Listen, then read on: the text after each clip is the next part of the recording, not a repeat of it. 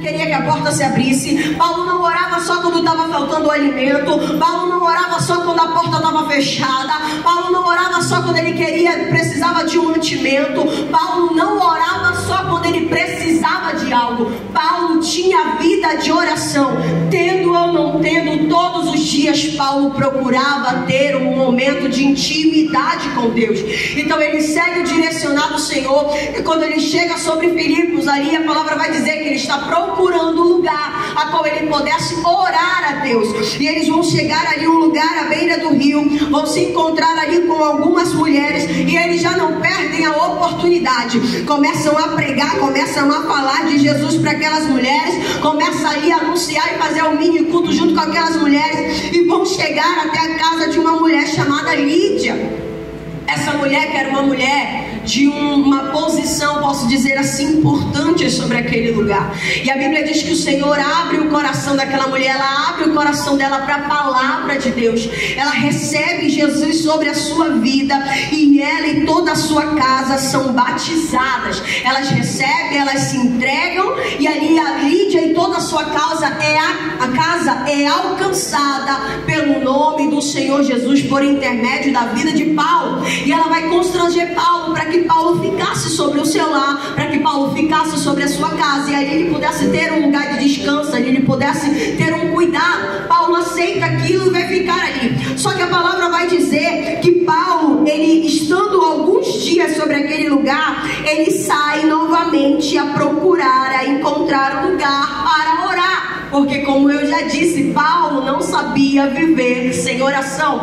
Porque Paulo entendia que a oração é um diálogo com Deus, que a oração é intimidade com o Pai, que a oração é eu dizer: eu preciso estar próximo dele. A oração é como se você pegasse duas pessoas que moram na mesma casa. Não tem como você passar dia após dia sem falar bom dia, sem perguntar algo, sem ter um diálogo, uma comunicação. Porque se alguém mora junto de vocês, se alguém é alguém íntimo, e quem é íntimo, ele tem ali a necessidade, ele tem a vontade de diariamente ter um diálogo, uma conversa. Por quê? Porque eles não são alguém estranhos. Então Paulo, olhando para a circunstância, ele entendia a necessidade de uma vida de oração. Paulo sabia que viver a palavra, Paulo sabia que ter um ministério, Paulo sabia que seguir a vontade de Deus prepararia ali na sua frente alguns perigos, alguns levantes, algumas coisas que viriam contra a sua vida.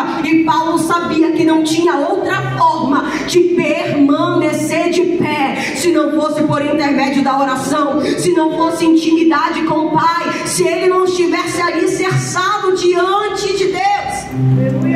É a segunda vez que esse capítulo vai dizer que Paulo está a procurar um lugar para orar. Você entende isso? Não tinha ninguém apertando Paulo dizendo: Paulo vai orar. Ele estava dizendo: deixa eu procurar, eu quero um cantinho, eu quero um lugar, eu preciso, não posso passar por outro dia sem eu ir para os pés do Senhor, sem eu estar diante de Deus.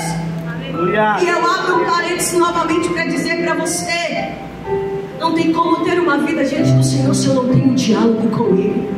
Não tem como eu ter uma vida com o Senhor se eu não tenho vida de oração, se eu não falo com Ele.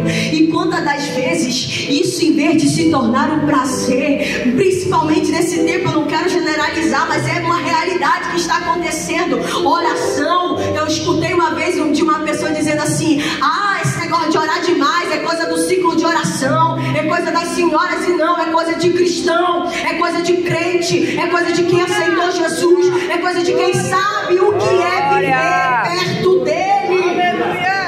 Não tem como. Eu não aceito isso de normalizar que os tempos se passarem, só basta a gente fazer oração lá no início do culto, quando o pastor está lá. Não, é vida de oração, é o que o próprio Jesus disse: entra no teu quarto, fecha a porta, fala com o teu pai em secreto, e o teu pai que te ouve em secreto te recompensará. O próprio Cristo desceu sobre esta terra como um ser humano como eu e você, e ele não negligenciava a oração. A palavra vai dizer que tinha momentos que Jesus estava cansado, mas ele se separava, subia ao monte e ia orar ao Senhor. Ele não negligenciava a oração. Ele mesmo, até no momento de dor, no ápice da sua angústia, ele sobe ali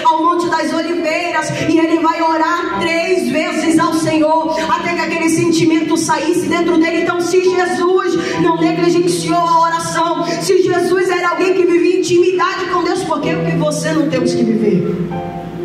E outra, sabe por que muitas das vezes a gente não aguenta as guerras dessa vida? Porque a gente não tem vida de oração. E eu ouso falar para você que a oração, ela é a chave que abre portas que a gente precisa. A oração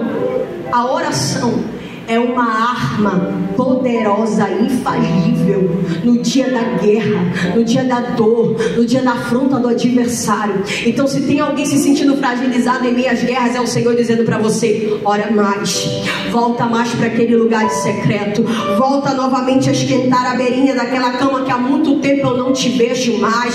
Quando tu estava dentro daquele carro dirigindo, eu era a tua companhia naquele volante, e eu tô com saudade de ouvir a tua voz, eu tô com saudade de ouvir as tuas confissões, eu tô com saudade de ouvir os teus desabafos. É pra mim que você precisa falar. Um amigo pode te ouvir, pode te dar um ombro amigo, ele pode até te dar algumas palavras de incentivos, mas ele não tem o poder de arrancar o que você sente de você, dentro de você. Ele não tem o poder de agir naquilo que você não pode. Então, o que eu preciso fazer, pastora? É entregar para aquele que tudo pode, é confiar a ele em oração. Apóstolo Paulo, em Filipenses, está preso, está numa circunstância desfavorável. Aí no capítulo 4, quando ele vai escrever ali, ele vai falar assim: ó, não estejais ansiosos por coisa alguma, mas antes apresentai as vossas petições com orações, súplicas e ação de graças diante do Senhor, e assim a paz que excede todo entendimento guardará a vossa mente, guardará o vosso coração em Cristo Jesus. Era o apóstolo Paulo dizendo: está ansioso, está preocupado, tem petição, corre para os pés do Senhor, começa a apresentar em súplica, começa a apresentar em oração, começa a dar ação de graças a Ele, porque quando tu fizeres isso, a paz que excede todo entendimento. O que é isso, pastora? No mundo, a paz é eu estar com dinheiro no meu bolso, é as coisas estarem acontecendo do jeito que eu quero, estou em paz. Mas para Deus, a paz do Senhor, ela excede esse entendimento.